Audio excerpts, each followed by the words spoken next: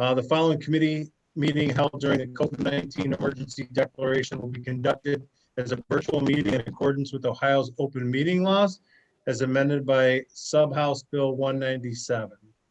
The public may observe the meeting on YouTube and on Cleveland Channel 20. For more information, go to the Cleveland City Council website. Madam Clerk, can you call the roll? Hazy, Present.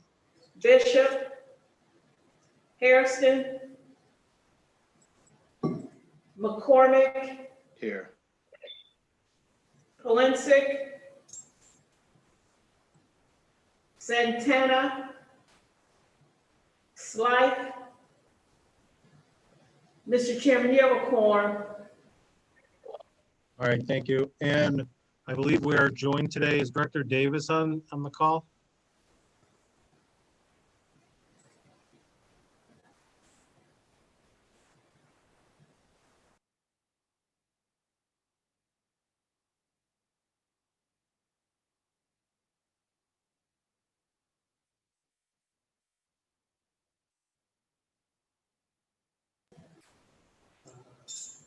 Mr. Chairman, Joy Perry is on the call and Assistant Director Kane. Okay. All right. The way we're going to conduct this hearing today is first we're going to go through the legislation. We have about 10 pieces of legislation. And then we're going to be holding a discussion regarding the comprehensive financial plan for Cleveland Public Power organizational review and additional services. But if the administration is ready, we'll begin with ordinance number 516/2020, authorizing the purchase of one or more requirement contracts of labor and materials to paint poles and other street side elements for the Division of Cleveland Public Power, Department of Public Utilities for a period of 2 years. Assistant Director or Commissioner Perry?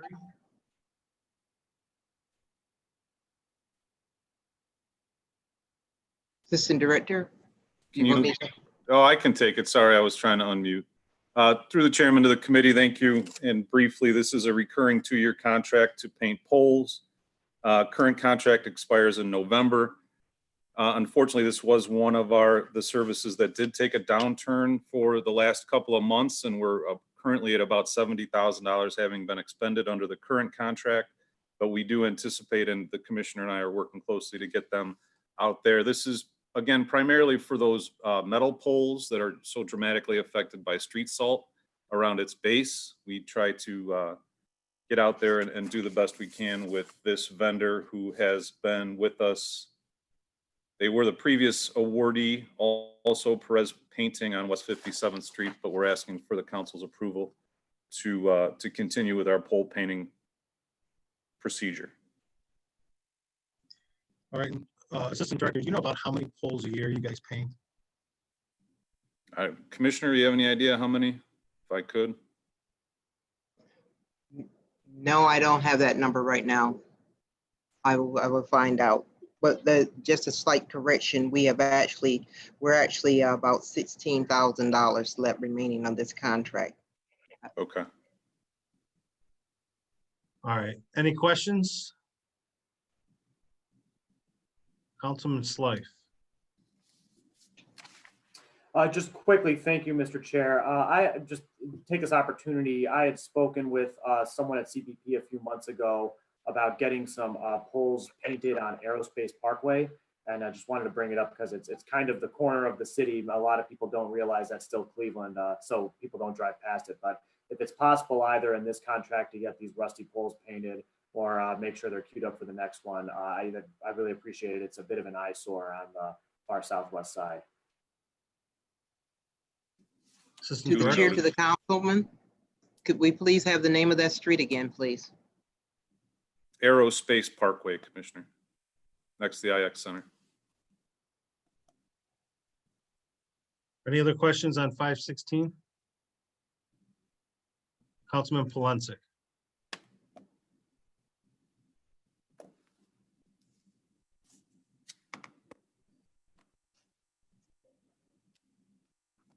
Can you hear me?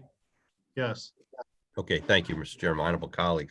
To Acting Commissioner Perry, how do you determine, is there a is there a process as it pertains to painting of the poles? I mean, do you go from one end of the city to the other? What's the mechanism so I can have a better understanding? To the chair, to the councilman, yes, we have a strategic plan that we go from one area to the next. We look at the deterioration of the poles and evaluate those poles. Some main fares would be affected more than others because of the salt that is on those that are on those poles. So we determine it by the deterioration of the poles, and then we'll paint those areas. They will be our priority. So we're just specifically through the chair to the commissioner, we're just talking specifically just about the metal poles, correct? Yes, to the councilman, yes. Okay. And because I would like, I would suggest again through the chair to the commissioner and to the Director Davis, that obviously the priority should be our commercial districts. That should be the number one priority right out of the gate. So I just want to be assured because I have not seen that happening. So, I'd like to know, as it pertains to the commercial districts, what areas have been completed and what areas are still waiting to be addressed. If I could request that through the chair. Thank you. To the councilman, yes, we have 5 districts that we have determined the metal poles are, and we'll give you an update on that. Thank you. Thank you very much. All right, and Ms. Commissioner Perry, if we can ask you to start your video, if that's at all possible, so that when you're speaking, we can actually see you. I don't know if you have the ability to. Thank you very much. We appreciate that. Councilman Jones. Thank you, Mr. Chairman. Just really quickly, I don't think we have any poles in the Lee Harbor Ward 1 area. Do we have any metal poles in our community? Because I'm not aware of any. Commissioner? To the chair, to the councilman, I'm not sure if that's an area that have the metal poles. Generally speaking, I would think not, but I'll get the answer to determine if they are in your area. No further questions, Mr. Chairman. Thank you. All right, seeing no other questions. Without objection, ordinance 516-2020 stands approved. 535-2020, authorizing the Director of Public Utilities to enter into one or more requirement contracts without competitive authorization. The Director of Public Utilities to enter into one or more requirement contracts without competitive bidding with Cron Liebing Company for the purchase of proprietary parts and services to install, maintain, repair, and replace Gorman-Rupp pump equipment for the Division of Water Pollution Control, Department of Public Utilities, for a period of 2 years. Assistant Director? Thank you, Chairman, and the Director did just come in. He's having technical difficulties, but will be joining us shortly. Ordinance 535-2020 is for the Division of Water Pollution Control. The city does have 12 pump stations citywide. 70% of those are the Gorman-Rupp pumps, which is specialty equipment. The local vendor for maintenance, repair, and replacement is Crown Liebing Company, and we're asking for authority to enter into a 2-year contract. Current contract expires October 17th. Thank you, Chairman. Again, this is going out without competitive bidding because it's specialty equipment. It is their equipment and it's been maintained by them. It is the proprietary equipment of the Crown Liebing Company for our area. Any questions on 535? Not seeing any. 535 without objection stands approved. 599-2020. By council members McCormick, Casey, Brackatelli, and Kelly, authorizing the commissioner of purchases and supplies to sell city-owned property no longer needed for public use located near the northwest corner of Walworth Avenue and West 44th Street to Community Rebuilders LLC for the purposes of future redevelopment. Director Davis, welcome. Either AD or Director Davis. Can you hear me? Yes, we can. Okay, all right. Which piece are we on? 599. The selling of the property Okay. over by 44th and Walworth. Okay, thank you. All right, now this is the sale of the land for community rebuilders. This has no beneficial use to the city, no value to the city. It was about $50 in value, and we negotiated a higher price of $1,000 to community rebuilders, and agreed upon a purchase price of $1,000. And I believe our commissioner is on for any questions that anyone may have regarding that. Commissioner DeRosa? Yes, so just to elaborate a little bit, it's surplus land, as the director said. It's going to be the backyard of a new townhome project. And so there's no construction on this parcel as much as it's going to be taking it and grading it and seeding it, and it'll be a backyard for part of this townhome project. The project has gone through city planning and community development for review and approval. All the zoning changes and variances are in place. So this is just the last piece of land that the property owner, or the developer rather, needs to have site control for the whole site. Sale, as the director said, would be $1,000, and it's about 3,600 square feet. You do have a It's map valued there at in your $50? materials. Say, excuse me, Councilman? Yes. It's valued at only $50? Yeah, so there was an appraisal done, Mr. Chairman, and the appraisal came out at $50. You know, we were not so pleased with that price, so we bumped it up to 1,000. But it's not the best street, and it's not the best geography there with the hillside and the sloping, so that's why it has a low value there. All right, and I believe this is in Councilman McCormick's ward. So we'll go to the local councilman, Councilman McCormick. Thank you. Sorry, I couldn't unmute myself there. Thank you, Mr. Chairman. I fully support this legislation. This is exciting. This is one of the first parts of a residential redevelopment in a part of Ward 3 that has not seen investment. So we're excited to see these homes come online. And as was described, there's no functional use or benefit for the city for this property to remain in city hands. So this is a great investment in a part of Ward 3 that has not seen investment to this point to a level that we want to see. And this makes sense to kind of square off this property and allow for these homes to be built. Thank you. All right, thank you. Any other questions on 599-2020? Seeing none, 599-2020 stands approved. Ordinance number 561-2020 by council members Casey and Kelly, authorizing the Department of Public Utilities to enter into one or more requirement contracts without competitive bidding with Bisnus Inc., the Northeast Ohio Regional Representative of various proprietary equipment and services, in order to maintain and replace existing components of various chemical feed and related systems for the Division of Water, Department of Public Utilities, for a term of 2 years. Director? Yeah, thank you, Mr. Chairman.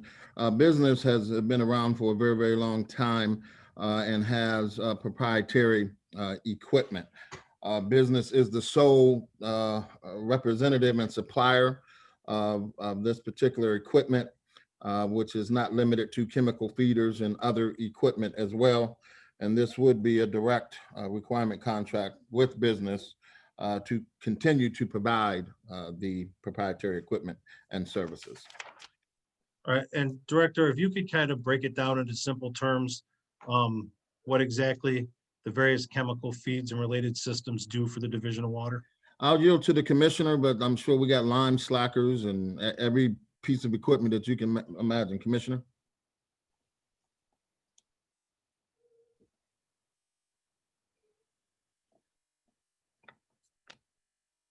I guess he's Yes, he's muted. I have permission now. Thank you very much, Director. And thank you, Mr. Chairman.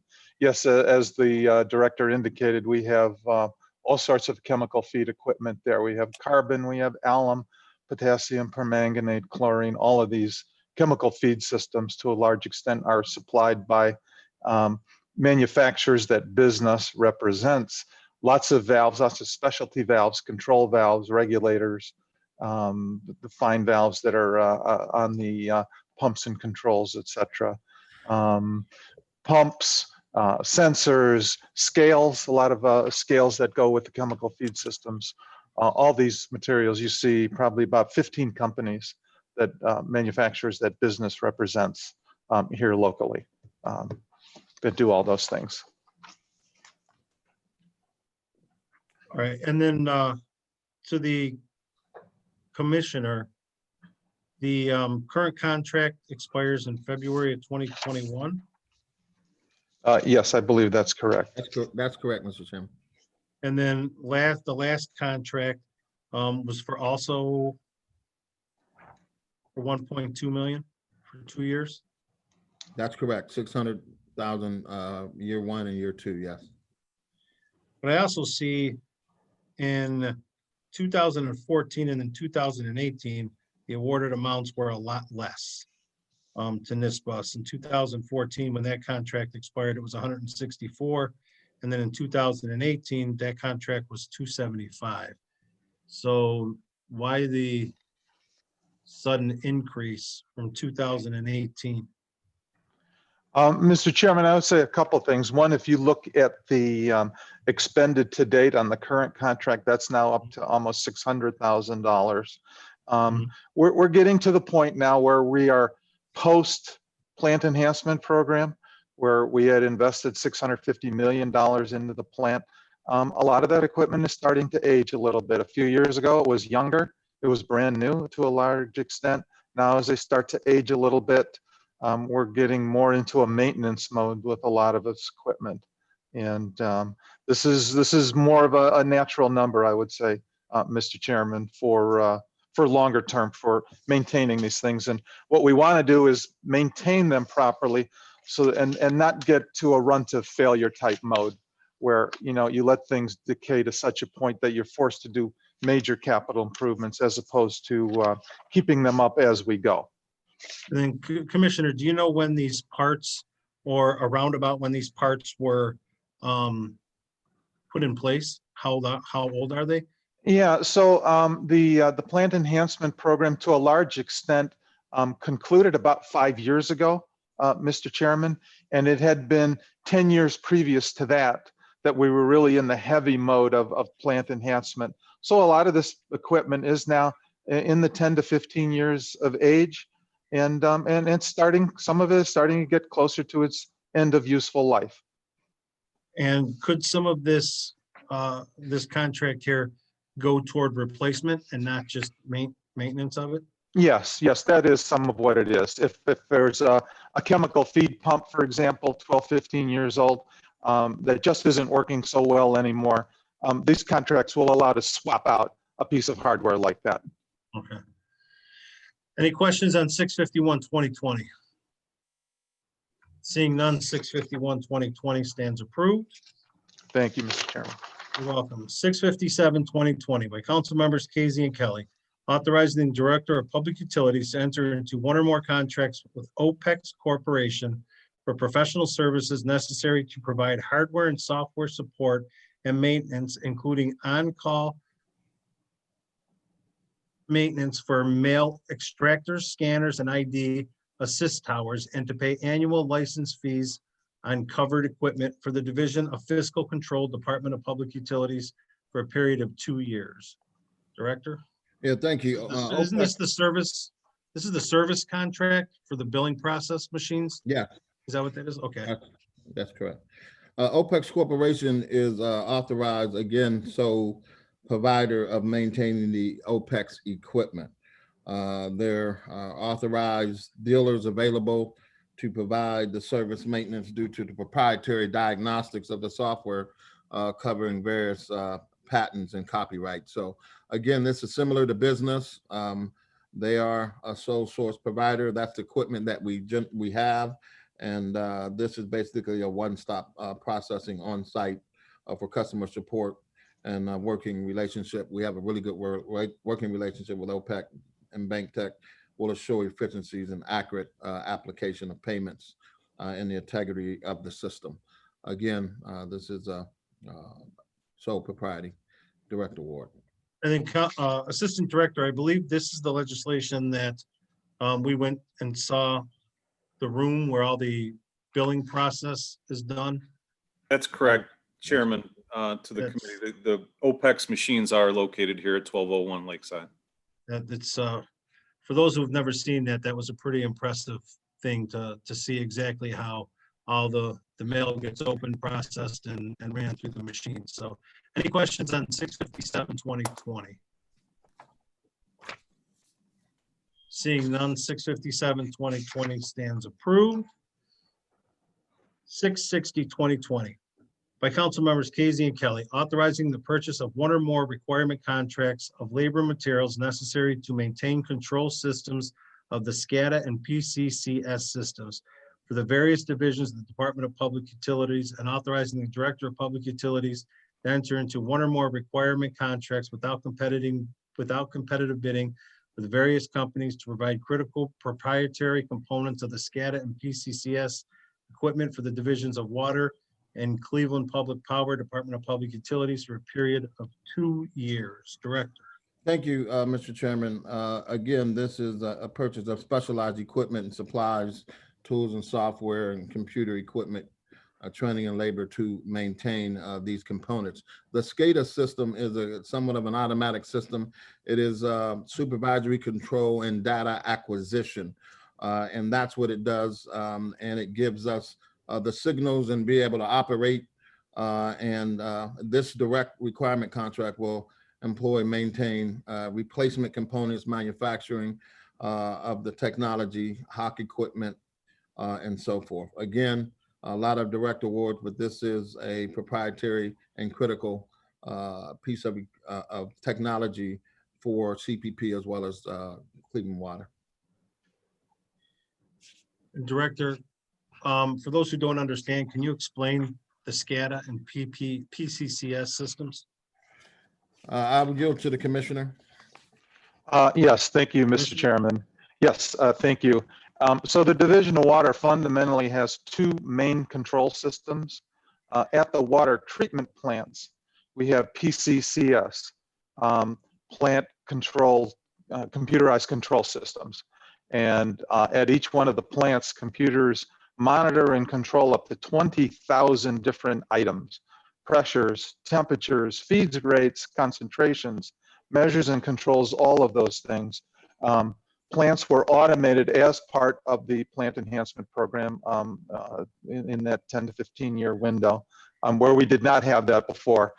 Previously, an operator would have to go to each individual unit of the plant. When we modified the plant flow, they'd have to modify the chlorine feed pump, the potassium permanganate feed pump, the chlorine pump. Every one of those individually would have to be monitored. Now the computer control system monitors everything and controls everything.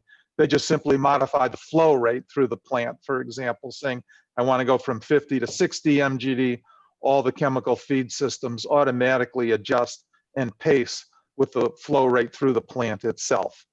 So that's at the treatment plants that we installed.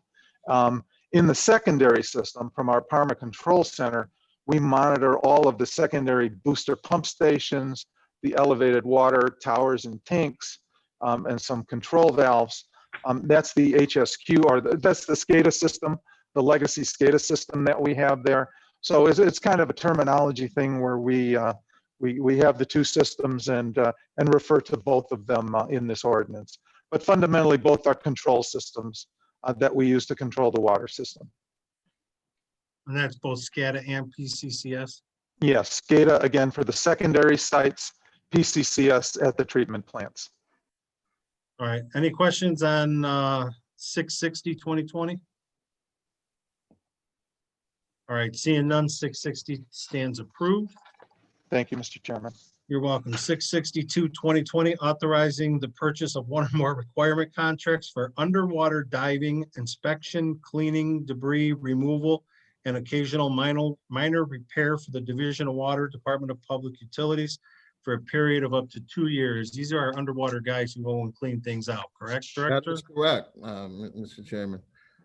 Again, this is underwater diving, inspection, cleaning, debris and removal for anything that is submerged underwater. We call in specialized divers as it relates to doing that type of work. The water intake systems require work at depths that are very, very about 120 feet deep, potentially inside confined spaces, and requires the use of boat diving gear, all of those things, something that is beyond what we do here at the Department of Public Utilities. The cost is approximately, pardon? No, go ahead. The cost is approximately 500,000 in year one, 500,000 in year two. And again, it's on a case-by-case basis as we need it. Director, I have seen Assistant Director Kane in the water who swims like an anchor. Are we sure that we need to contract this out? This isn't something that Assistant Director Kane can't get down there and do? Although I have a lot of confidence in the AD, I don't think this is something that he might be able to perform. All right. But I like to see him in that scuba diving equipment. All right. Any questions on 662-2020, which is our underwater cleanup people? All right, seeing none, 662-2020 stands approved. And ordinance number 664-2020 by council members Casey and Kelly, authorizing the purchase of one or more requirement contracts of water mains, fire hydrants, service connections, valves, and apparatuses for the Division of Water and concrete repair, tree lawn restoration, pavement restoration, including but not limited to materials, labor, and installation if necessary for the divisions of water, water pollution control, and Cleveland Public Power, Department of Public Utilities for a period of up to 2 years. This is where we maintain everything or we put it back together after we dig it up. Correct, Director? That is correct. A lot of different things. We have about 50,000 valves, 70,000 hydrants, 53 or now 5,400 miles of main to maintain on a continuous basis. So you're looking at the contracts will provide repairs for service connections, valves, water mains, fire hydrants, tree lawn needing restoration, as well as pavement restoration as well. Probably 90% of this contract is, or 95% of it is probably specific to water. And then when you get into the maybe pavement restoration, some of that may go to CPP as well as WPC, but most of it is 95% of it is certainly water. And Mr. Chairman, if I may, real quickly, just chime in that this contracts we use extremely heavily during peak times. In the winter time, for example, if we've got a tough winter with a lot of main breaks, it would not be prudent for us to staff up to those infrequent but really high peak uses. So we outsource a lot during that period of time. Lawn restoration, we can't do over the winter, so we get a backlog that build up. So we use these contractors to assist us with blitz those coming out into the spring and into the early summer to try and get caught up on those. So rather than, again, staff up for these peak levels, we do rely heavily on these contracts during those times especially. All right, and Director, this is a $25 million for 2 years, correct? That is correct, Mr. Chairman. And then the current contracts I see all expire early to mid next year. And was the last contract that was signed for 25 million as well? Could add this up real quick, but That's the approximate amount, Councilman, yes. it hasn't gone up. No. And then of the 25 million that was expended or that was authorized in the last contract 2 years ago, do we know how much has been expended? Over half of that, when you prorate, it's been like 18 months out of the 24 months on a lot of these contracts, or maybe about a year or something like that. So I do believe we're tracking pretty much on pace with those dollar amounts, Councilman. We can get those numbers for you. Can you please do that? Sure. And where we are in the expenditure from the last piece of legislation?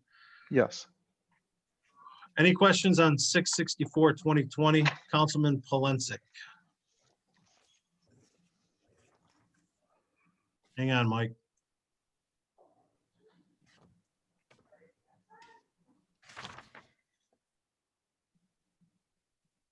You can unmute yourself now. Unmute, Mike. Can you hear me now? Thank Yeah. you. Mr. Chairman, my honorable colleagues, to the director and to the commissioner. As the chairman indicated, it's a substantial amount of money. My question is, once we, well, let me back up a moment. How are these awarded?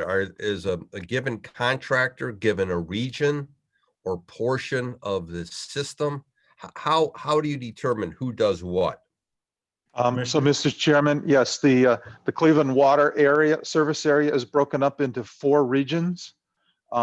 Area A is City West, Area B is Suburbs West, Area C is City East, and Area D is Suburbs East. So we break the work down into those 4 components, and each one is competitively bid, and the lowest bidder on each area is the one who's awarded. So then so for the 4 areas in question, there's a different contractor for each one?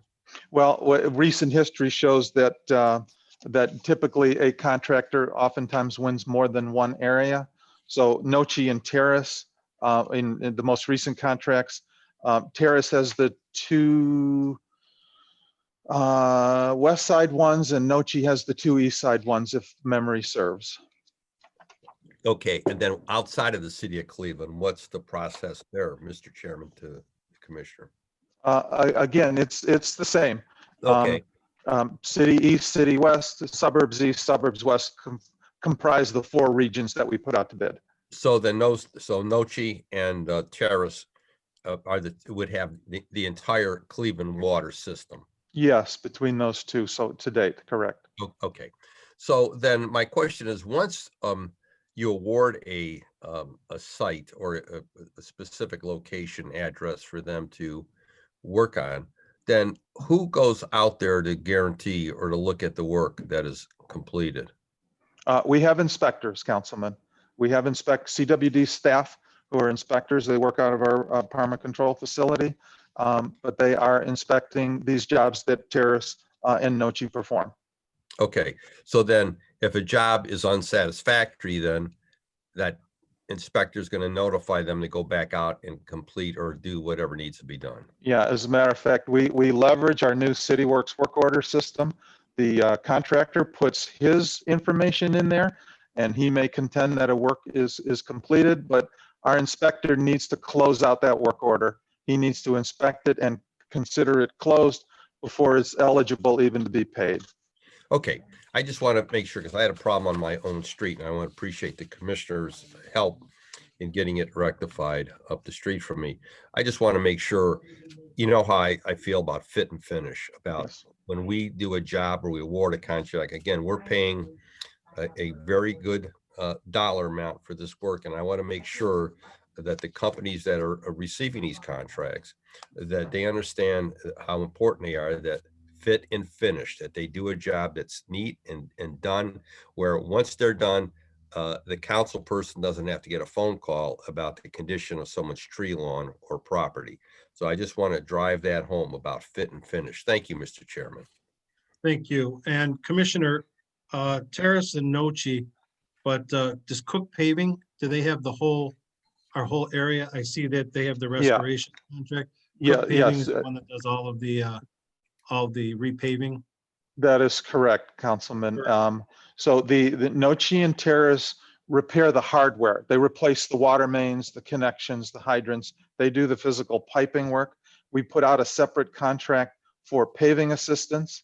And a lot of the work we do ourselves in the city, where we repave smaller jobs we do. But if it's a larger job, or maybe it's a moratorium street, we find it more convenient to be able to give that. We're not well suited to do 100 feet by 30 feet or something like that if a big area got damaged by a water main break. So we'll turn that over to Cook. They're very good at knowing what the moratorium restoration standards are, and do a great job at doing that restoration. So Cook is used for that, and Cook is also used by the other two divisions in utilities. CPP and WPC also can utilize them to do final restoration on their excavations as well. All right. Councilman Joe Jones. Thank you, Mr. Chairman. Councilman Jones, I'm going to ask if you could put your video on. Thank you. Hang on, Joe. You gotta unmute. Yeah, can you hear me now, Mr. Chairman? Go ahead. How long, Mr. Chairman, to the commissioner, have these companies been getting and been awarded contracts in the city of Cleveland? I know Terrace has been getting contracts for a long time, 20 plus years, I know. Utilicon was a contractor, many of you may be familiar, who did have a contract, who did this kind of work for a long, long time. They have since gone out of business. Nochi, I want to say probably in the 10 to 15 year range that they've been having these types of contracts with water. It's maybe a little closer to 10 years, I would say, Councilman. Okay. And the contracts that we, like some of the streets, I've had some issues last year with. I know that I talked to some of the commissioners concerning the quality of work, but like Mike Polensek, I am concerned about making sure that the work is done and it's neat, and it's something that's pleasing at the end of the day once the work has been completed. So I just want to just put that flag there. I've had problems in the past, and there's currently work being done now. But I am appreciative at the fact that your operation is pretty swift when you're handling the job and coming back and taking care of it. So, but I am concerned. Well appreciated your concerns from all the councilmen about, as Councilman Polensek puts it, fit and finish. I would add real quickly, one of the really great benefits of the City Works work order system we use, we get several photographs of every job now, including the final pavement. So if I get a call from somebody, I can right here immediately pull up the photographs and see what it looks like. And if there's something not right, we can make sure we get it rectified. And then if you have the time, because one of the things is that I'm more hands-on oriented, so I get a chance to really get down into the nitty-gritty sometimes on things. And I want to show you something and to just offline and just seek your perspective on what I'm seeing, what you're seeing. Commissioner, if you can work with the councilman regarding any issues he may have in the ward. Happy to do that, Councilman. I appreciate it, Mr. Chairman. Thank All you. right. Thank you. Just wanted to add that all of the contracts are above the 20% CSB participation. Yes, I see here, Cook is at 20%, Terrace is 21.4, and Nochi is at 30%. So the CSB participation in restoring everything is right on mark. Any other questions regarding 664-2020? All right, seeing none, 664-2020 stands approved. Thank you, Mr. Chairman. Thank you. Thank you, Mr. Chairman. All right, we're going to move into the second portion of today's committee hearing. I have a statement I want to read, and then Director, if we could get you to make comments, and then we'll open it up. They like questions. us. Pardon me? They like water. Whoever's whispering. Something happened? We'll hear you. All right. Anyways, greetings. Thank you for being here today. This hearing begins a series of hearings that the Utility Committee will be conducting on the oversight of Cleveland Public Power. Today and for the next 6 weeks, we will be conducting hearings on the topics of the Comprehensive Financial Plan for Cleveland Public Power, the history of CPP, their financial position, customer service, purchase power, which will include rates and the energy adjustment charge, operations, and finally, capital projects. Recently, CPP has been under scrutiny from a lot of outside and inside entities. This scrutiny, along with the recently released study, has brought CPP into light regarding the ability to provide a service to the residents and businesses of the city of Cleveland. I personally believe that CPP is an asset to the citizens, and with its 100-year-plus history can continue to thrive, be competitive, and flourish like no other municipally owned utility in the country. That being said, we know that there have been some bad decisions made that has put CPP behind the 8 ball. And we are all here to work together to assure that CPP is ran efficiently. It is the responsibility of this council to provide the oversight for the customers of CPP with complete transparency. Regarding today's topic, I must say that members of Cleveland City Council have expressed disappointment in the rollout of the findings of this report has generated. Ordinance number 1436-17 was passed by Cleveland City Council on December 4th, 2017, authorizing the Director of Public Utilities to employ one or more professional consultants to perform a rate study for the Division of Water, Cleveland Public Power and Water Pollution Control, Department of Public Utilities. A report was received by New Gen Strategies and marked May 15, 2019. It was not released to the public until August 13th, 2020 at 4:44 p.m. When it was then released, the complete version was not released. Cleveland City Council received an 80-page report with 52 redactions. Throughout that whole time, there was very little communication between the administration and Cleveland City Council regarding the study. Several inquiries were made regarding the study, and the answer always was, it's not complete. The lack of transparency and for Cleveland City Council to not be briefed or informed that the study was somewhat complete is inexcusable, which is one of the reasons that these hearings are being conducted. To my colleagues over the next 6 weeks, I have provided each of you with the schedule of hearing dates and times. I'm asking that questions be limited to the topics for the week, as we need to stay on topic in order to provide the necessary oversight and work with the administration to assure Cleveland Public Power is providing the best services. I'm asking that for future hearings, any information you may want and questions you may need answered, that you please submit those to me in writing no later than the end of the business day, Thursday, before the scheduled Tuesday meeting. It is the goal of the chair to make sure that all information requested is provided to the administration so that we can give the administration ample time to retrieve the requested information and provide anything that the council is in want of. And before we go on, Mr. Director, I know that we've had an in-depth conversation last week regarding this. Yeah. So if you could please touch on the mayor's advisory task force briefing, the comprehensive financial plan for Cleveland Public Power, the organizational review and additional services on that study that, we'll call it a study. I know you've got comments on that. However, on that information that was released to the public. Director? Yeah, thank you, Mr. Chairman. I will not get into the total 80-page document. However, I will give a focus on kind of what this document has, and this is, of course, is the redacted version. So with that said, if you would indulge me for about 5 minutes here.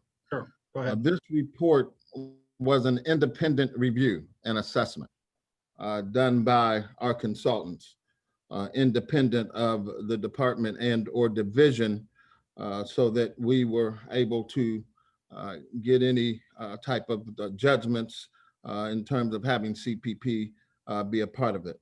This report was confidential and contained proprietary information, which really was not ready for distribution.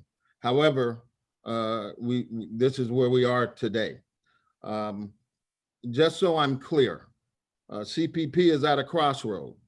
The next 2 years are very, very critical. And we, in order to be a viable, reliable, sustainable, and competitive utility, we know that there is a sense of urgency. As part of our due diligence, this report looked at and contains in the mayor's advisory task force briefing, the report looked at the organizational structure. It looked at staffing. It looked at staffing levels. It looked at management. It looked at leadership. It looked at culture. It looked at oversight, in addition to system condition and our competitive position, along with capital needs. let me get this, something just popped up. In addition to our financial planning and our power supply costs, and talked a little bit about service territory. Now, that is the focus of that pretty much 80-page redacted report. And I'm going to repeat, this report looked at organizational structure, staffing levels, management, leadership, culture, oversight, in addition to system condition, competitive position, capital needs, financial planning, power supply costs, and service territory. And of course, we have 50 miles of transmission mains and about 900 miles of distribution. So in the conclusion and at the conclusion of this report, there were several recommendations that were made. After my review, there were some areas in which I agreed with, and there were some areas in which I did not agree with. For an example, I did agree with the condition assessment that is needed to prioritize our capital investments. And that is going to get an understanding of what our capital needs are, so that when we come before you at an appropriate point in time, we can talk about the rate structure to support those capital investments by doing that assessment. One of the recommendations that I do not agree with is with the consultant running the operation. Consultants certainly have their place, and consultants should be doing specific projects, and that's what we basically hired them to do. But at the end of this report, one of the recommendations, which the administration did not agree with, is them running the operation while CPP and the city still being the stakeholder. It was one of the recommendations that we did not go with. Many things in this report, Mr. Chairman, I have to tell you, is either near completion or been completed or getting started through an RFP process. Several of these initiatives were already taking place way before this New Gen report. So for an example, they talk about leadership. Cleveland Public Power has experienced significant positive changes in leadership over the past year. We have a new assistant director, an new interim commissioner, chief of operations manager, interim general manager of operations and engineering, and with the primary goals of viability in a new direction. So when it comes to leadership, we've made those changes. As it relates to oversight, you know, the projects that we enter into, the power purchase agreements are now with an oversight committee, and that oversight committee looks at our short and long-term contracts and provides the internal oversight over those. And that consists of the chief operating officer, chief of staff, director, assistant director, and the chief financial officer. These are all things that we do so that there is an oversight when it comes to power purchase agreements, short and long term. And this has been in place for some time now, and this is what allows us to have that oversight. In terms of our financial position, it remains sound. Is it great? No. Is it good? No. Is it fair? Yes. We believe that we have made great strides in the area, and we have, of course, looked at reducing our expenses and increasing our revenue where we can. CPP is finalizing negotiations for our assessment with regard to our short and long-term perspective on capital. And so once I believe and AD, you can correct me if I'm wrong, but I believe that the assessment, there was 5 bidders on the assessment. It's now at CRC, and hopefully we will enter into that contract very, very soon. We talk about capital projects and what we've done, some of the reliability initiatives that we have put forth with the fourth 138 kV interconnection system, along with the Southern Transmission Line and other things that we've done. So we know that we are making substantial improvement where we can. This is a short-term investments that we're making. Maintenance has been paramount. preventative maintenance as well as enhanced maintenance we've done. We understand that the high power, the contracts that we're in with AMP, AMP is now under new leadership. We'll be meeting AD&I and then hopefully in the next month or so with the new CEO and COO of AMP to look at negotiating with them to reduce our overall portfolio costs. So, and then with that being said, the national search, I'm sorry. I didn't hear you, Mr. Chairman. You're mute. Go ahead. You there? Okay, I'm sorry. And then, of course, you know, we are doing a national search for a new commissioner. Joy Perry has done an absolutely fantastic job. We're going to continue to work with her and ask her to continue to work until we get a new commissioner on board that has the skill set necessary to move Cleveland Public Power in a positive direction. So with that, Mr. Chairman, in conclusion, we want to come to council and demonstrate that we have reduced expenses, increased revenue, provided enhanced maintenance, preventative maintenance with a condition assessment that outlines capital needs before we come to council and ask them to consider any type of a rate adjustment. We have to show that we've done everything in our power to operate and maintain this utility. This is an asset that is worth preserving.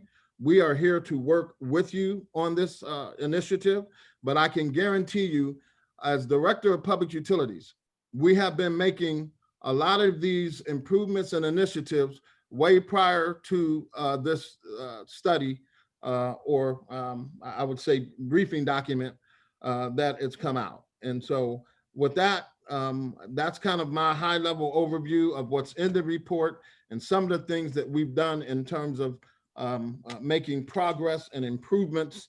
And we are happy to take any questions that you may have, keeping in mind that we do have a series of utility committee meetings that will talk much more in detail about a lot of these things. So with that, I'll close, Mr. Chairman. All right. Before I get into what I want to touch on, which is the CPP assessment of the critical issues, I have a couple of questions for you. Do you know when the city contracted with the consultant regarding CPP for this? When we entered into it? Right. 2018 AD, is that correct? Yes, that's correct. Are you talking about the new gen, Chairman? Right. Yes, 2018. All right. And you're saying, Director and Assistant Director, that this contract is not completed, right? This study or whatever this is that has been taken, that has been distributed to the public is not the final or complete document.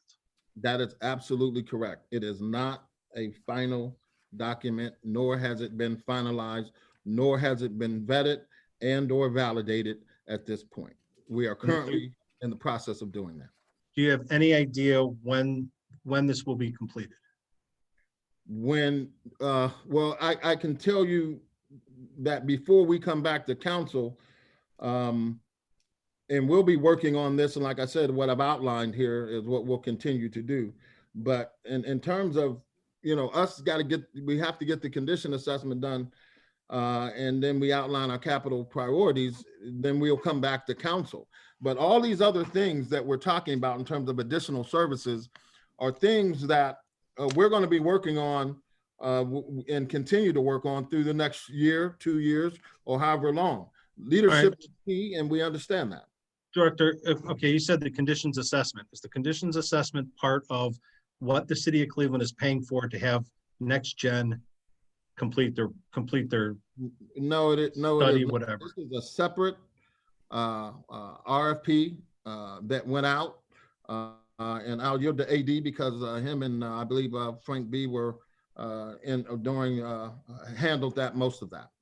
Thank you, if I can, Chairman, to the committee, that late last year, Council authorized the Department of Public Utilities to engage in a first ever facilities assessment of Cleveland Public Power from the time power is received from the grid to the time it goes to a customer, residential or business. We did have a number of submissions. They were each reviewed, scored individually. A recommendation was presented by the team to the consultant review committee last Tuesday. I do have an email that I haven't read, but I believe we're about to receive approval from the CRC, which means then we go to Board of Control, then we get under contract, and then we can start the process. Everything from interviews to telephone conversations indicates it will take at least 12 months to do the full facility assessment. And the potential vendor, the considered preferred vendor, was on site at the end of July and did a number of site visits to get a better understanding of the infrastructure. So that 12 to 18 month window is what we're going to still operate with until we can sit down with the contract and iron out a timeline. All right, so if I'm hearing you correct, Director or AD, we've got two different initiatives going on here. We have this thing by Next Gen that was released that you're saying is not complete and it's not final. But then we also have the facilities assessment.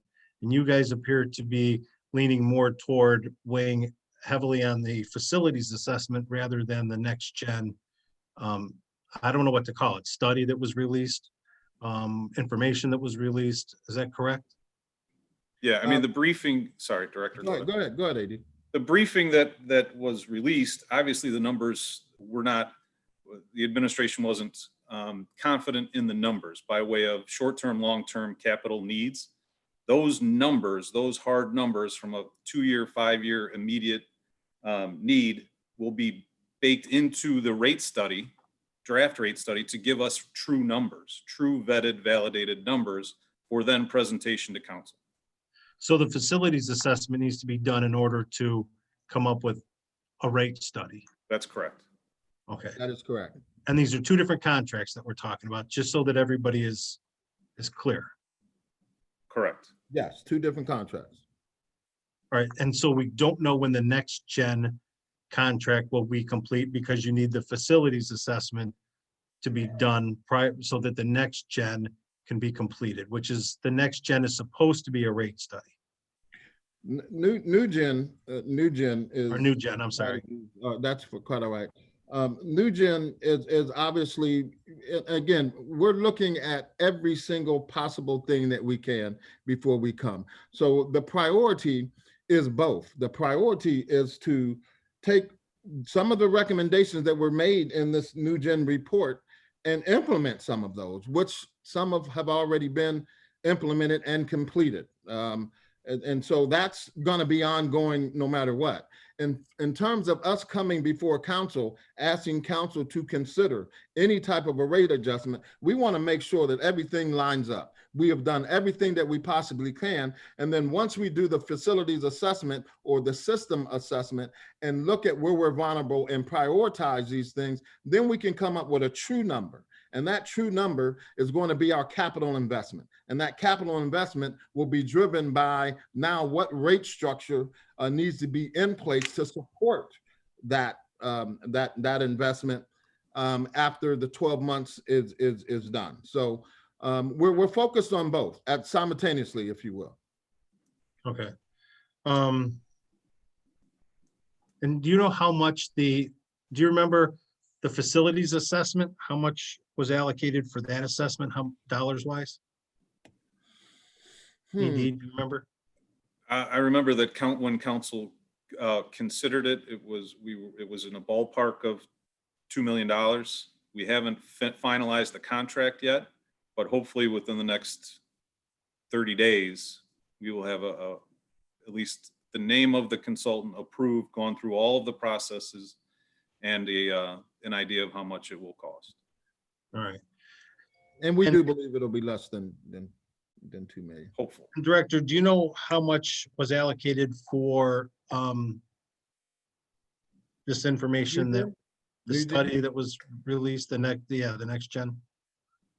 New Gen, I don't know if Frank's on the line or not, or AD. I know that it was probably a little over $1 million. I think have we spent $1 million yet?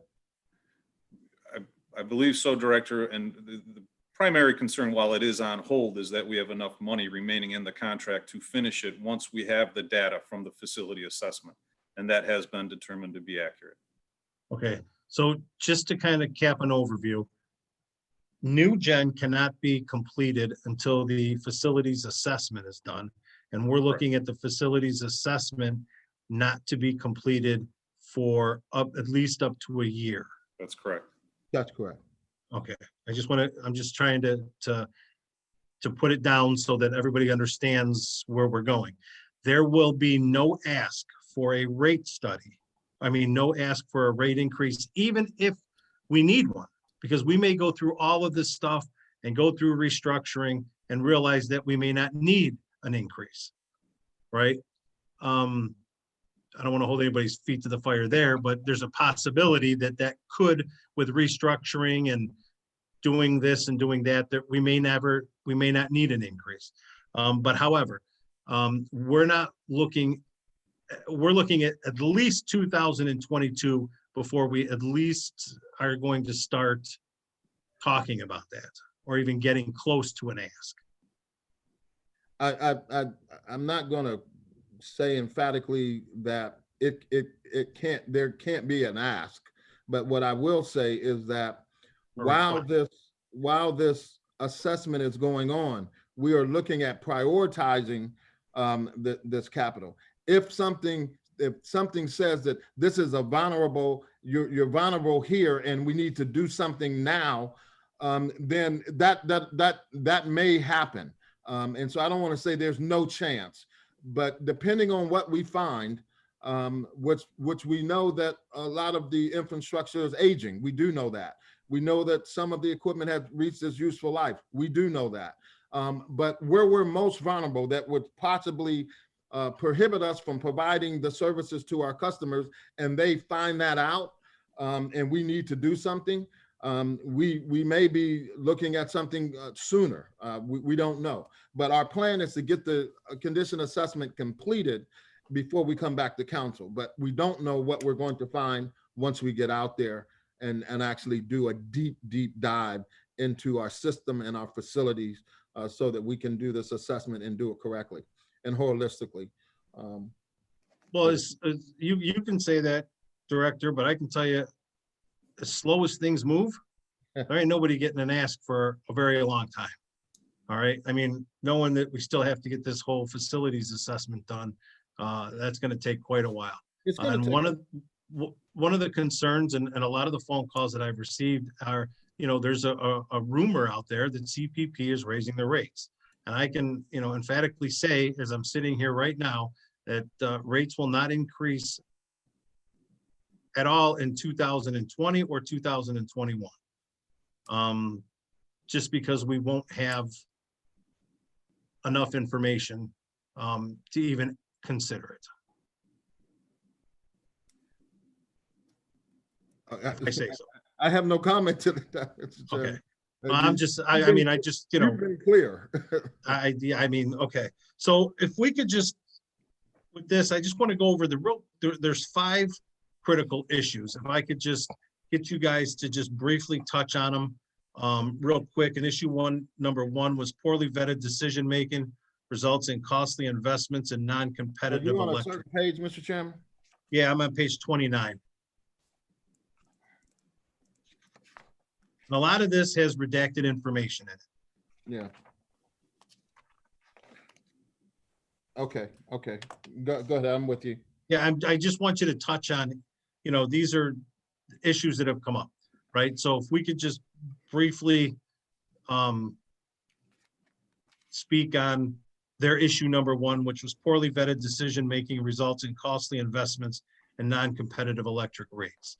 Can you just briefly touch on your beliefs and their critical issue? I'm sorry, that's page 20 for me. I'm on page 21. I'm sorry, it's Okay, so 29 for overall me. condition of the electrical transmission and distribution system is poor. Is that what you're talking about? The CPP assessment, critical issues. Right under critical issues. I don't know what page it is for you. Okay, let me, It's 29. let me find it here. I don't have the same thing you have.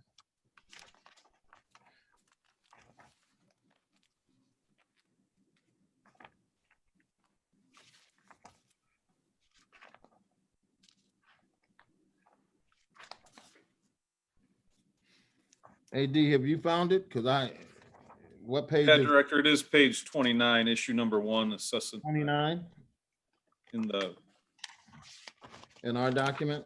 yeah, the only version we have, the redacted version.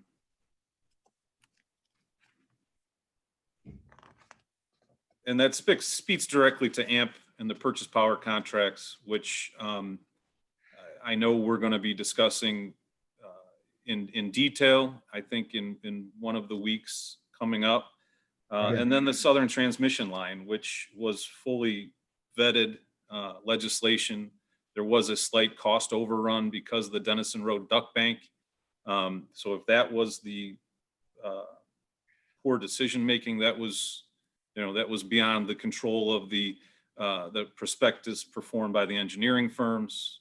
I don't know what they're referring to, Chairman. Well, I think that overall, I think we're speaking really to oversight, and we're speaking back to the approval of the oversight committee so that we can vet these decisions going forward. And so this committee has been formed so that we don't make bad decisions in terms of purchase power agreements. And we do a cost benefit analysis, and we do a return on our investment. And we understand that the payback will be 3 years, and all of that's kind of vetted. So that poor decision making is now, there's oversight in place to make sure that we make the best decision for the utility going forward. And again, if we could we'll do briefly, because I know a lot of these ones that I just want to touch on, we're going to be following up more in depth in the weeks to come. Issue number 2 is dysfunctional culture focused on short-term survival, not long-term sustainability. Yeah, I think that it is no secret that our system is aging. Our system is in need, and that's why we're doing this condition assessment. We and the guys do an absolutely fantastic job keeping us operational. We continue to focus on maintenance and preventative maintenance and arresters and everything else that we need to do. And that's in the short term, but that's not a long-term plan and or strategy. But so yes, right now we're doing what we have to do in terms to keep this operation and maintenance going so that we can provide electric service to our customers. But yes, we know there hasn't been a rate increase in over 30 years, 35 years, or whatever the case may be. So when you look at that, you really look at, some of the decisions that we make. We have to run the utility as lean as we possibly can, but we need to keep, the service on for the customer. So a lot of time there may be us doing maintenance when we would like to replace. But at this point in time, it's not financially feasible. All right, their issue number 3 was poor system condition creates reliability and safety concerns, costly infrastructure, investment required. I'm going to assume it's the same answer with your aging system. Absolutely, it is. But I can tell you this, the safety concerns, and we'll get into this in a little bit more detail, but our risk assessment team led by Chris Warren has done a phenomenal job with the safety issues in terms of vegetation and oil and all those other things at Lake Road and all of that. And we'll be prepared to talk to you in depth about some of the improvements that we've made there to make sure that our staff is safe and it's a safe environment. And we've been doing that since 2017. And so we're prepared to talk a whole lot about the safety and the safety of our employees with the initiatives that's been put in place. All right, I know we're going to go in depth on this one as well. High power supply costs yield uncompetitive rates and financially weakened system. Yeah, we will. And again, we understand that there was some decisions made, with regard to the hydro contracts. And we also understand that those decisions were made on the premise that, natural gas and fossil fuel and all of that was on the rise. And then it kind of turned around, the market turned around. And so, yes, we are on the hook for some over market, high price power. There's no doubt about it. But this is where AD and I will talk with the new leadership at AMP to look at ways that we may be able to negotiate certain things and try to reduce our overall portfolio cost. But this is one component. We know it's a big deal, and we have to find ways to be able to mitigate that at some point going forward. But we All do right, and understand it's an issue. And then issue number 5 was the weak financial condition limits CPP's ability to manage uncertainty. I think that we've touched pretty much, on it. The same answer. We'll be ready to get more in detail about it. But personally, Mr. Chairman, CPP has done a great job with keeping this utility running. We are at a crossroad. We are, and it's going to be critical the next 2 years as how we move in being a viable, reliable, sustainable, and competitive utility. It's a lot of work yet to do, and we're not going to make excuses for that. But we have made strides in these areas, and I am welcoming these committee meetings so that we can delve into what we have done. Because we have not been sitting back on our hands saying, hey, here's this consultant that's going to tell us what to do. As the Director of Public Utilities, I take it very seriously about what we do. It is a reflection on me as the leader of this department to move us in a positive direction. However, there's a cost associated with maintaining infrastructure. We know we need to change the culture, right? We're going to work on technology that's going to drive efficiency. And if that efficiency can be sustainable over time, then we can get to change the culture. But it's going to take we didn't get it overnight, and we won't get out of it overnight. But I can tell you, I look forward to delving into the things that we've done in initiatives that we've done behind the scenes that nobody really knows about. The tree trimming initiative, for an example, is one that we've already been through systematically through L17 wards. That has reduced our power outages. Early signs of success there. So there's a lot of initiatives that we're doing and what we can do right now so that we can come before you at an appropriate point in time saying we've done all our due diligence and here's where we are. We've done everything in our power and here's where we need your help, Council. All right. So that being said, I'm going to request or ask 2 things from the administration on my behalf. And one is a copy of the unredacted report. It's very difficult for us to provide oversight with an 80-page report that's got 52 redactions in it. So I'm going to ask that the administration, please don't make me go to a news outlet who have it, that the administration provide the unredacted version of the new gen report. If you could provide that to myself or to John James, and we'll distribute it to the council. And then if we could get a copy of the contract that the city signed with New Gen. I want to see if it's an open-ended contract or not. So if you could provide the council with those 2 things, those are my asks out of this. And at this point, I'm going to ask the council president if he has any comments that he would like to do, and then open it up for questions to my colleagues. Council President? Thank you, Mr. Chair. I do not have any specific questions. I'm looking forward to the series of hearings to go over all of the different issues. The report itself, I think that, there's a lot of, attention around it, but the fact that it hasn't been vetted, the fact that we don't have a capital assessment to plug in for those capital numbers, but I still think there's a lot of questions to ask. And I'm just looking forward to the series of hearings coming up and just kind of getting to the, what is the state of CPP and what do we need to do to secure this asset? What do we need to do to make sure that this is with us on into the future? We have to just stop, with all the talk about CPP. Whatever happened in the past, unfortunately, has happened, but let's make this the time that we commit to putting this asset as a first-class asset.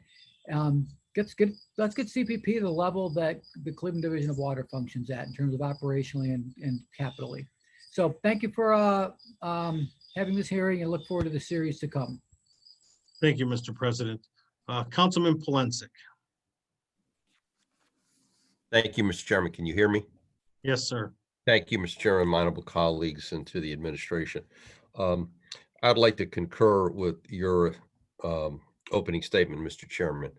I am greatly concerned about Cleveland Public Power. Ward 8, the greater Collinwood community, we have the largest customer base in the city of Cleveland next to the old Brooklyn area.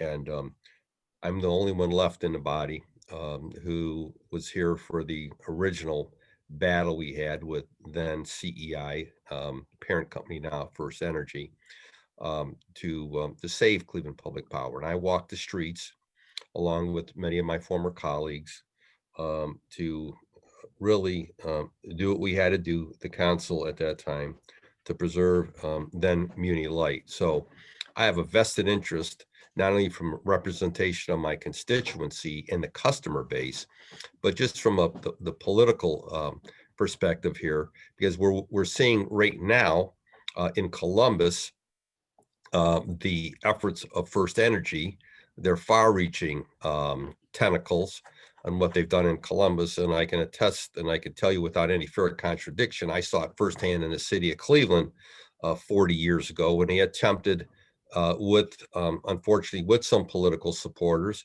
to kill Cleveland Public Power. We were successful as a body to save this system. So I'm greatly concerned, as I indicated in February to the council leadership and to CC all my colleagues during the budget hearings, I expressed my concerns about Cleveland Public Power, the status of it, the condition of it.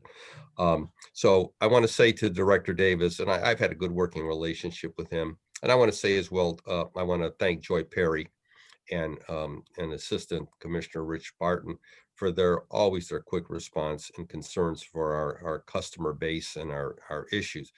But council should not have to read things on cleveland.com or have to watch a TV station to learn about the system. I find that, quite frankly, repugnant and disturbing and very troubling. I look upon us as partners in this process. We're not adversaries, we're partners. And we need to look upon each other as partners, because this system is critical, not only for our residential customers, but for our businesses. And we all know today how businesses are struggling in this city as a result of COVID-19 and everything else, the domino effect as a result of it. And so when we talk about the studies and the new gen and the facilities assessment, these are issues that concern me greatly, because at present, and I went back and started to pull out some of my notes from the budget hearings, Mr. Chairman. And I want to just say this, I want to thank you, Mr. Chairman, for the methodical way that you've approached this and over the next several weeks and beyond to truly get us a snapshot in time of this system. Where is Cleveland Public Power? How does it affect our customers, our businesses? How does it affect the bottom line of the city of Cleveland? Because I want to say this again to my honorable colleagues. At the end of the day, the people own the system. The people, I want to say that again, the people own the system. And so we are responsible to make sure that this system runs as profitable as it can, but at the same time, is not gouging residents. So I went back and looked at my notes that the administration provided to us at the time. And because I know there's a rate study underway. And Mr. Chairman, at this point, as of February of this year, Cleveland Public Power rates were 13.18 higher than CEI First Energy. Councilman, and I can appreciate the information. Right. But this is one of the reasons why we're having our weekly. That's right. I just wanted to throw it out.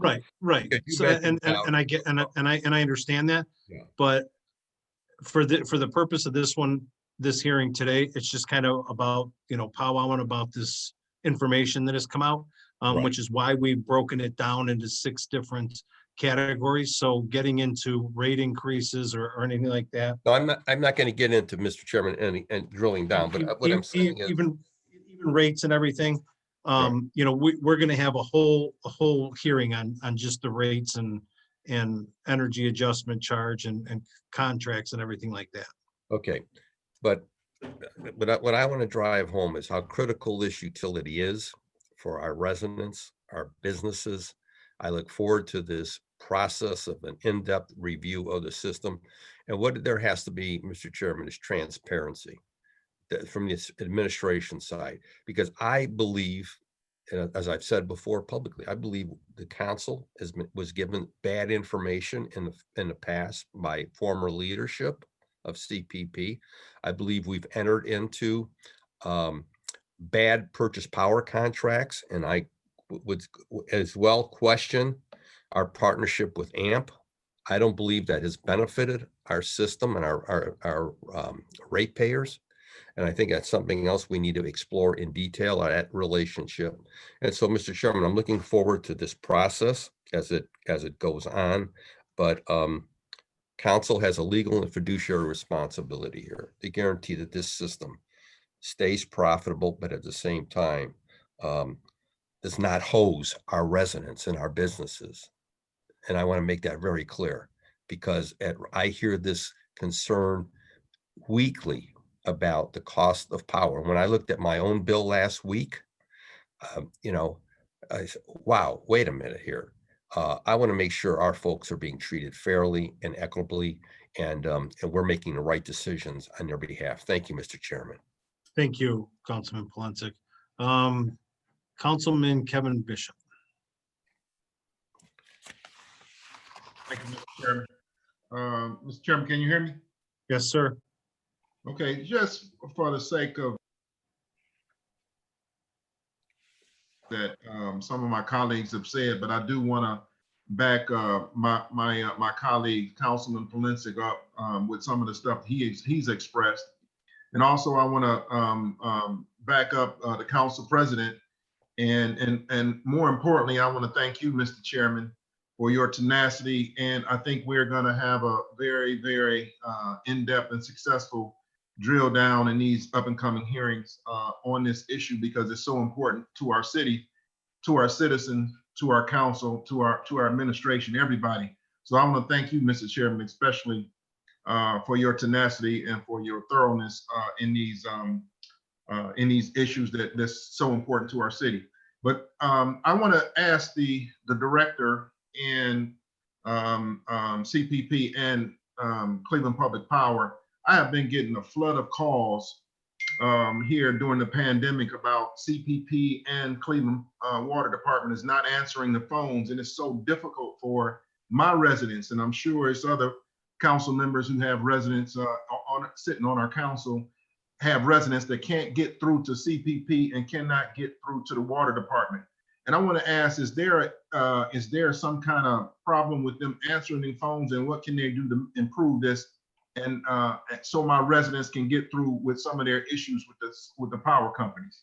Thank you, Mr. Chairman. And to reiterate on that, Councilman Bishop, one of the weeks we've got customer service and operations, so we know that this is a problem that we get a lot of phone calls about when people who have to make calls down there. So we do have 1 week specific toward this topic, but the director, if you could comment on Councilman Bishop's statement. Yeah, I'll take an opportunity, and I thank you for the question, Councilman. I am not aware of the influx of calls that are not being answered, and so I will certainly drill down on that. We do have, because of this pandemic, we do have folks that staggered shifts and things like that as it relates to Cleveland Water. So this is a system where we probably get about, 300 calls a day from CPP, and over maybe 1,200 for water. And I believe we have adequate staff in terms of our customer service reps. However, we do have staggered shifts where we're trying to maintain social distancing, as well as trying to reduce the spread of this pandemic. So we will, and I'll ask AD to talk with our interim commissioner, Joy Perry, with regard to the customer service side and answering the phones. I know we should have a new phone system, and should be able to do certain things with it. So we may need to look at the technology, and so we'll ask IT to take a look at that as well. And as far as water is concerned, we'll do the same thing there.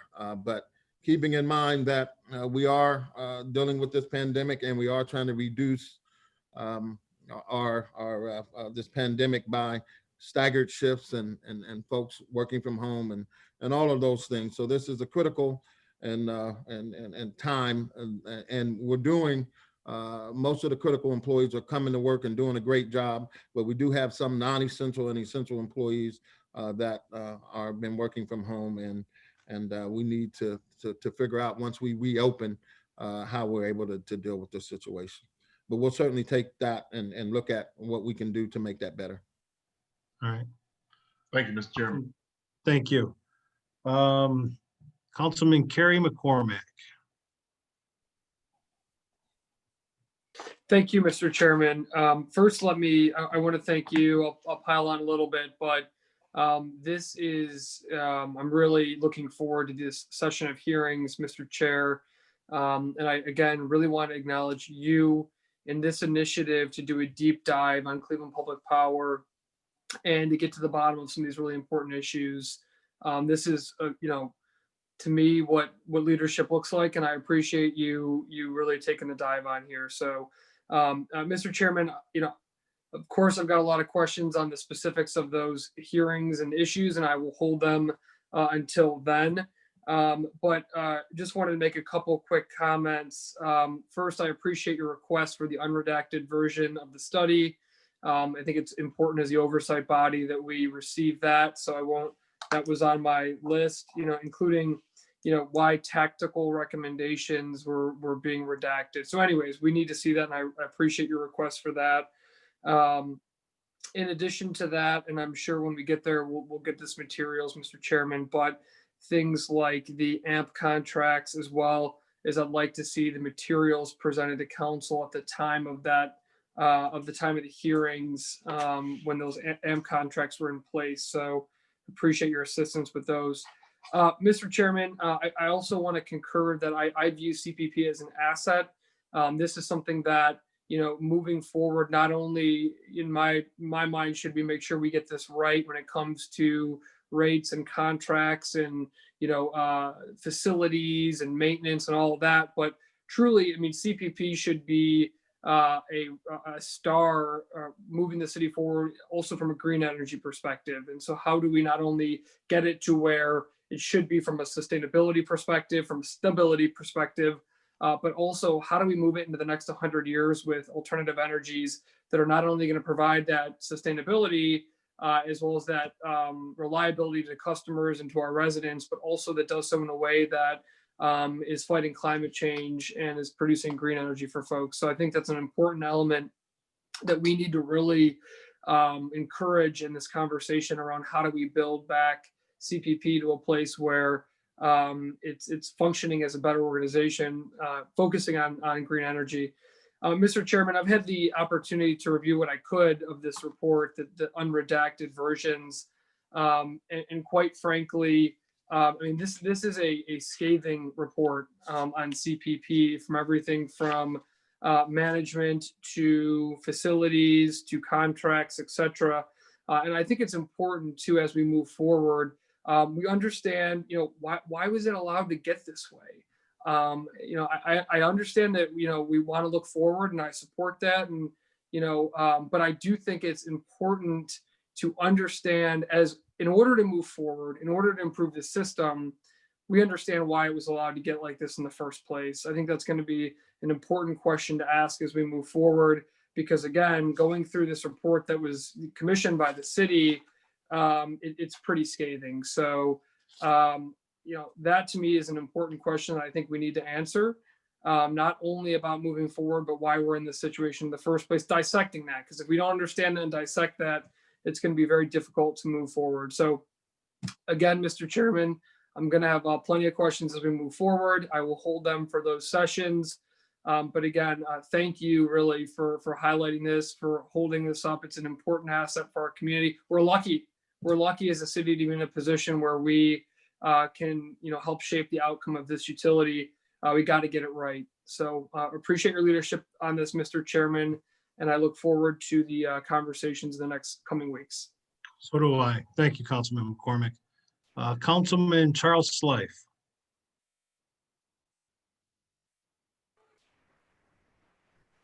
You could. Oh, there we go. I had been unmuted. Thank you, Mr. Chair. I read through the report and I reread it, and I'd be happy to stand corrected if I missed it, but I'm almost surprised that there's not a sixth critical issue. And I think that it's kind of an elephant in the room, which is the decline in the city's population and the decline in the number of households. And I would be interested in seeing data over time. The population of the city declined, I think, for two reasons. One is obviously out migration. Also, people have smaller families now. So really, we're looking at the number of unique households. And if you look at a map of the city, and from years sitting in the Economic Development Conference Room, I could probably draw this map by memory. And you look at CPP coverage, there's some notable pockets where CPP service isn't available. Parts of Northern Collinwood, parts of downtown, parts of Lee Harvard, and really the overwhelming majority of the city that's west of 117th Street. So, at this stage in the game in the year 2020, we have a municipal utility that is, one, trying to compete against a private utility, but also there's just large parts of the city where unfortunately there isn't a customer. There's a vacant lot, there's a vacant home. And I think it's germane to this conversation. I naturally, as members of city council, we're all optimists, and I think we reject these notions that the decline of Cleveland's population is inevitable, and we work every day to overcome that. But when it comes to our obligation for the oversight of an enterprise fund, I think we have to be somewhat cautious in our approach and recognize that for the foreseeable future, the number of potential customers might not be as high as we want it to be. That causes rates to go up elsewhere and could cause, subsidies from the general fund from parts of the city where CPP service isn't available. So, through the chair, I don't know if those data are available to understand over time how the number of customers plays into this overall phenomenon. But I just point out that it wasn't something that I found in the redacted report that we all received. I'm sure, Councilman, is for next week's hearing on the history of CPP, I'm sure a part of that presentation is going to be peak numbers that CPP once provided service for, as well as low numbers at some point, the least amount of numbers of customers that CPP has had. And remember, we're talking over 100-year history here, right? So, when the city at some point had, 900,000 people, the cost of living at that point was a lot less too. So that I anticipate that being part of the history of CPP. But Director, do you want to comment on? I don't know if that would be in the history as much as it would be. I mean, I think part of it's the history, but the other part is the financial planning, right, portion, because obviously we know that consumption has been reduced. And so when you look at your financial model, all of those things have to be components of it, right? And so at some point, I think it goes to the history, but I also think it goes to financial planning and us taking that in consideration, kind of going forward when we look at rate adjustments and how they were calculated in the near future, knowing that the dynamics have changed. Councilman Slife? Pardon? I keep muting myself out of habit. Got to get out of that habit. I appreciate that. Again, I was surprised not to see it in this report as just being an overarching issue, because prior to having read the report, if you asked me to list challenges that I think CPP is facing, that certainly would have been one of them. And, this is an asset, but, I think we all recognize, as a previous industrial site selector, at this stage in the game, if it was down between an industrial site served by CPP and an industrial site in another community, I think you'd be hard pressed not to make the recommendation to go elsewhere based on what we've seen in the past, outages, the lack of the redundancy line. So it is all very important that we look at this holistically, but I would have suspected that would have been more drawn out in the report. And I appreciate, Mr. Chair, that this will be drawn out through this process and that we'll understand the real ramifications of that and to what extent they're real or not.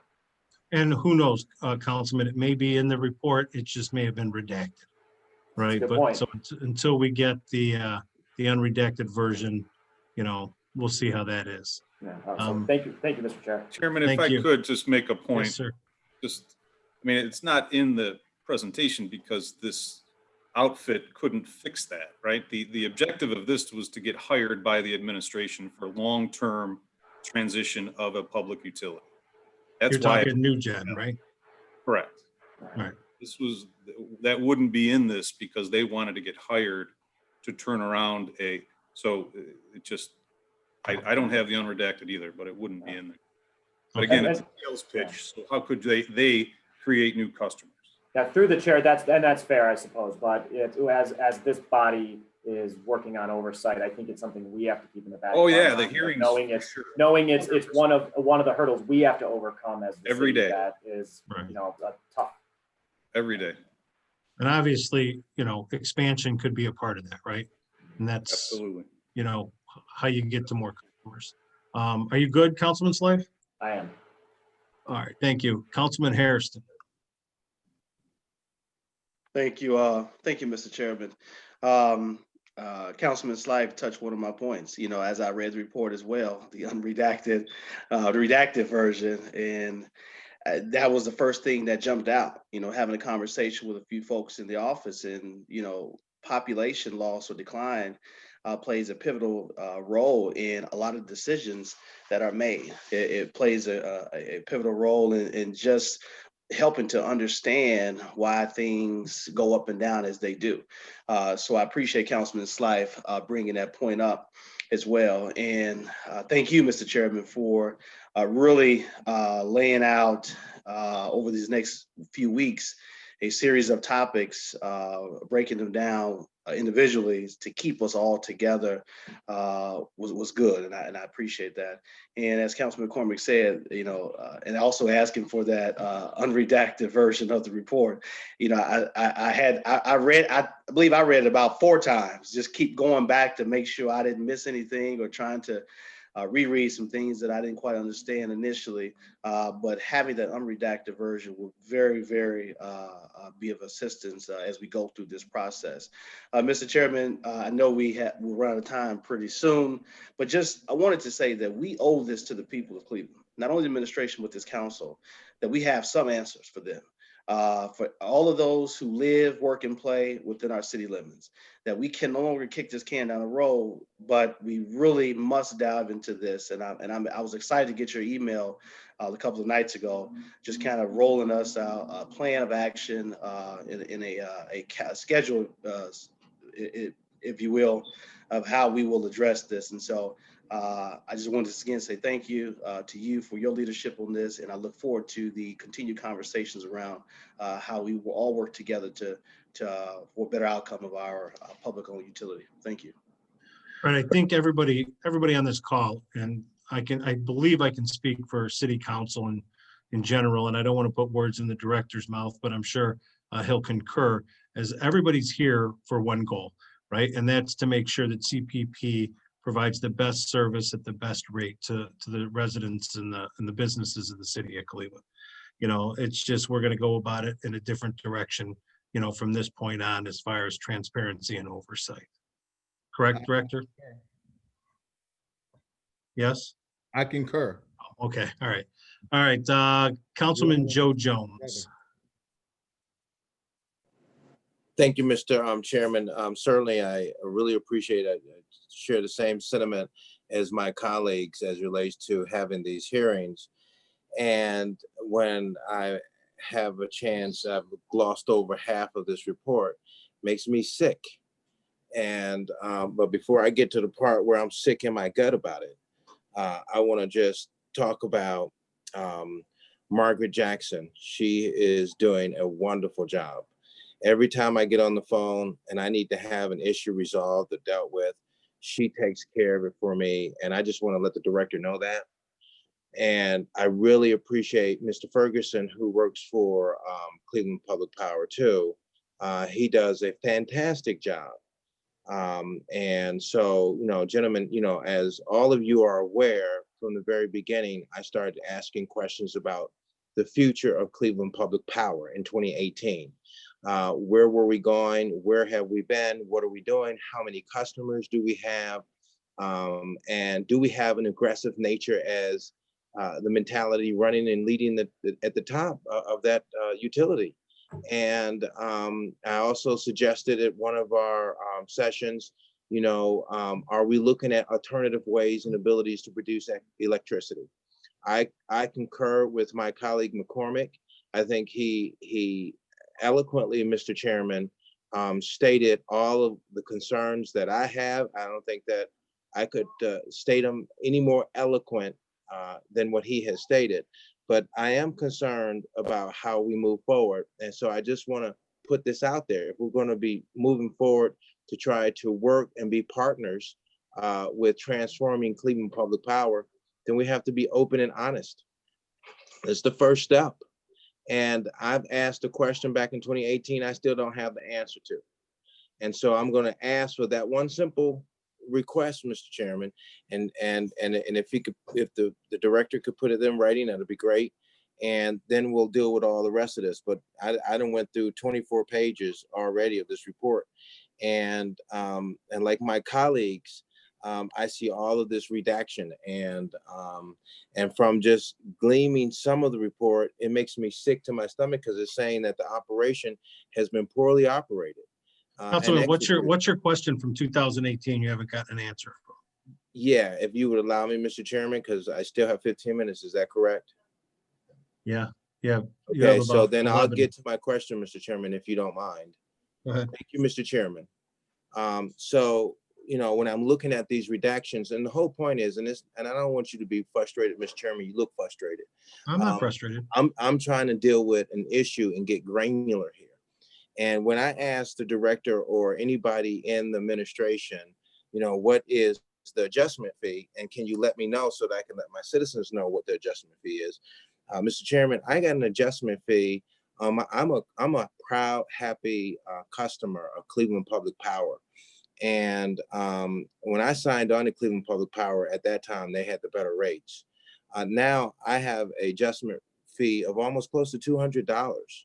And I just want to know, Mr. Chairman, as a customer and as an elected official representing 25,700 citizens in the city of Cleveland, what is that adjustment fee? And if the director wants to put that in writing and give it to me and fundamentally explain how that whole process works and how it operates, I would be very happy with that, Mr. Chairman. I asked and requested this information, Mr. Chairman, in my first Utilities Committee meeting in 2018. And you can go back to Channel 20 and pull it up. And so at the end of the day, if we could get that answer to that question, Mr. Chairman, I'd appreciate it. And now I do want to hang on, Councilman. I can guarantee you on September 29th, when we go over CPP's purchase power, part of that presentation is going to include our rates and the energy adjustment charge. So September 29th, now that you put your question in, I can't guarantee that it'll be answered before then, but we're going to go over that specific question on September 29th. And Mr. Chairman, I appreciate you and that is a priority. And if the director could get that to me, that'd be great, because those are some of the questions my constituents asked me, and I couldn't come back with an intelligent response to that request. So that would be good if you can do it. And if you have it all ready to go, whether we go through it during the session, putting it in writing is better for me, so I can put it in my newsletter and I can send it out and let people know what that fee is and that adjustment fee. And so with that being shared, are we going to go through some of this, or we're going to wait, Mr. Chairman, and then start going through all of the different bits and pieces based upon how you have it outlined here in your email? No, we're going to go through it as it's outlined in the email. So today was just kind of an overview of this study, and then we're going to break it down further over the next 6 weeks. And we're going to stay on topic per what we've outlined in the email that's been sent. Okay, and for number one, just for clarification, study of the above mentioned, are we talking about the report? Today. Is that what we're Right. talking about? Right, for today. So, right, so then we're just in a general discussion of the report, and the request right now is for redaction of my colleagues. Will we be able to get that information, Mr. Chairman? Well, the request has been made. Director, when do you think you could have that information to us? Mr. Chairman, I'm going to obviously speak with Barbara Lynn Henry, and then we will get back to you. Okay, so would you have an answer for me, yes or no, by the beginning of Thursday? Think you could talk to her by then? Absolutely, Mr. Chairman. Okay, so we'll know by Thursday. The director I'll have a conversation with the director, and then I'll inform the rest of council. Okay, and Mr. Chairman, while we go through the report, there's so much here that, because when we start going through the redaction, we don't know how much that's going to be on the redaction, because sometimes I don't know, when we talk about redaction, how much paperwork are we looking at, Mr. Chairman, to the director? Because I've gotten through 24 pages already here in a short space, because there's ABC kind of analysis. Well, that's in front of me. Councilman, the redacted version of the report is 80 pages long. Okay. Okay, so I have no idea how long the unredacted version could be. It could be 85 or it could be 385. I don't know, because we don't have the unredacted version. But Mr. we'll Chairman- have an answer. We'll have an answer regarding getting the unredacted version by Thursday, on Thursday morning. Right, and the only reason why I'm asking, Mr. Chairman, is because it's gonna take some time to go through this information thoroughly, Right. to vet it out. And so having the information and knowing what it is. And so, Mr. Chairman, to the director, how many pages is the report? The full report? Because what I have in front of me is 80 pages, and this is like a ABC 1, 2, 3. It's like an elementary read. To the chair, to the councilman, I am familiar with the redacted version of 80 pages. That's what I'm familiar with. Really? It is, so the report that I have in front of me is, okay, well, I'll just see the redacted version. This is the 80 Amazing. redacted version, that is correct. And that Okay. is what I have in front of me. So, Mr. Chairman, in that redacted version, Mr. Chairman, to the director, you talk about the problems of Cleveland Public Power here in this, what will appear to be a slide presentation, about the various different systems, the poor conditions, the weak business practices, and you go on and on and on. With that, do it also talk about in this report, how you're going to resolve those issues, Mr. Chairman, to the director? Repeat the question, how I'm going to do what? In the current Redacted document that I have right now in front of me, there's about 80 pages. This report that I'm looking at doesn't look like a comprehensive report that would be done for a Cleveland Public Power. What I have in front of me, what the chairman, I presume, and it has on page 24, for an example, it says current situation analysis, poor system conditions, and then it has redaction. Is this the report that I'm looking at? Yeah, that's the report you're looking at. So this is a summary of the actual report, or is this the report This is itself? the redacted version of the report. And that report should be 80 pages. Is that report that you have, Councilman, 80 pages or so? Well, what I'm looking at, Mr. Chairman, is I thought that if we had a comprehensive study of this, I'm not, my comprehensive books, I have books that are comprehensive studies that are done by my people. And this here is like a ABC 1, 2, 3 alphabet elementary slide system. It's something I'd put together on my system just to slide and show you. And that's what this looks like to me. A comprehensive study would be something that's like almost booklet form, and it would be like a book read. And so what I'm asking you right now, Mr. Chairman to Director, I have page 24, and so it has redactions, and then on page 23 is redactions. So I'm assuming, Mr. Chairman to the Director, that this is a comprehensive report, or what is this? Okay, let me be clear so that everybody, we're on the same page here. Right. Because everybody keeps calling this a study. Everybody keeps calling this is a report that was a advisory task force briefing. And this report was confidential and contained proprietary information which was in no way ready for distribution. So if you're looking for a total comprehensive plan, this isn't it. Okay. It's not final. And this is what I'm trying to get across. Okay. This was in no way ready for distribution, but you have it in your hands, right? And now we're gonna say, well, what's supposed to be in it? Well, it's not final nor near completion, and it was a briefing document. And that's Okay, well, I didn't know, so don't get too hot now. I ain't listen, I ain't trying to get your high blood pressure up. I know how it is. Well, it's because I got high blood pressure too. Listen, so what I'm saying is, Mr. Chairman, to the director, is that I didn't mean to offend you. I just looked at the report and I didn't know. I apologize. I wasn't meaning to offend you. I just thought that this was going to be a comprehensive piece here, but you've set the piece straight. So there we go. Okay. Now we know. Yeah. So what we're looking at is this for right now. And I presume based on this assessment here, because that's what this is a quick analysis or what we call a quick snap of where you're at right now. And you haven't you haven't done the deep dive yet. So that's what I thought we were going to get in. It was the deep dive. So, but what we're doing is looking at the analysis of this report. And Mr. Chairman, just to make sure, it's Norwegian Strategies and Solutions LLC that put this whole piece together, correct? Correct. That's correct. Okay. And so, Mr. Chairman, to the director, are we going to go into, and this is something, are we going to go into the financials in terms of the financial audits and really boiling through? Because that's where you start seeing where everything fundamentally is in a comprehensive report. So are we going to get to that point, Mr. Chairman, to the director, where we do a deep dive in that way in terms of a report? Councilman, on September 15th, we have the financials, the CPP scheduled for a hearing.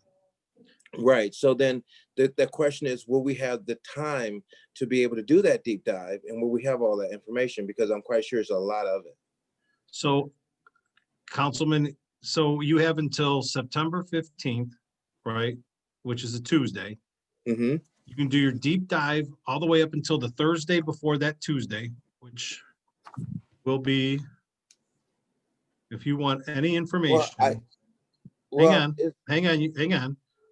So any information that you may want regarding the financials of CPP, please submit them in writing to me by September 10th so that we can get them to the administration, so that any information or questions you may have regarding CPP's finances on September 15th can be answered. Okay, so Mr. Chairman, I guess what I'm suggesting, and I hear you and I appreciate you and thank you, Mr. Chairman. When we're doing a financial audit of a system that is big as this, and I don't know if that's what is going to be a part of the overall point at some point. I mean, so is this it? So I guess this question, Mr. Chairman. So we're going to go through September 1st through October 13th. On this whole piece, and we're going to go over these various different topic matters, and then that would be the end of this. Is that correct? I don't know if it'd be the end of it, but it would be the end of our dive into it. I'm sure we will have at some point a wrap up or a next step, next phase, but I don't know. But right now we're scheduled up to October 13th. Okay. And so, Mr. Chairman, to the director, so we're still going in the process where you're going to take a look at the studies, and this is basically giving us this whole piece here from September 1st to the 13th. It's just giving us just a little snapshot at where we are as a utility. It's just your part of explaining the various different topics, Mr. Chairman, to the director on these various areas. Is that correct? That's correct. We will get as much information as we can. But at an appropriate point in time, we will be giving a total financial, comprehensive overview of this whole rate, cost of service, rate analysis, and at that point, proposal. But we'll be coming before council with all of this information at an appropriate point in time. Again, this report was not meant for distribution. Okay, you have it. All right. I see. And so, Mr. Chairman, we're almost out of time. We only have till 1:30. Yeah, and Mr. Chairman, I'm gonna yield the floor. I just want to say that, and I appreciate the director and I appreciate your leadership, Mr. Chairman. And I know that this is not the end of it. And I presume, Mr. Chairman, to director, what I was hearing, I want to make sure I was hearing it right. You're going to come back. You still got a lot of work to do here yet. And then you're going to come back. And this is just a little snapshot. And then we can do a deep dive later. Because I know that when you started getting into this kind of stuff, it really takes a lot of time. And so, and a lot of energy. The timelines that we have here, I just looking at this just now, just wouldn't suffice just in one topic matter, let alone talk about all of these. So, Mr. Chairman, to the director, thank you. I yield the floor. Thank you. All right, Director, again, it looks like there was only two asks out of the council for today. One is the unredacted version of the information that was released, and two is the copy of the contract that the city signed with NewJet. Yeah, we'll be able to get So- to the contract here in pretty short order, Mr. Chairman. And then we will certainly have an answer on the unredacted version here on Thursday. All right, and then to my colleagues, next Tuesday, September 8th, is the history of CPP. Again, if you have any questions regarding history of CPP, if you could please submit them to me by the end of the business day on Thursday so that I can get them over to the director and assistant director by Friday morning, which gives them a couple of days to put any information together that's going to be asked. All right, on that note, I appreciate the director, the assistant director, who else is on, whoever, Joy Perry, whoever else was on. And we're going to adjourn this committee hearing until September 8th at 11:30. Thank you. Thank you, Mr. Chairman.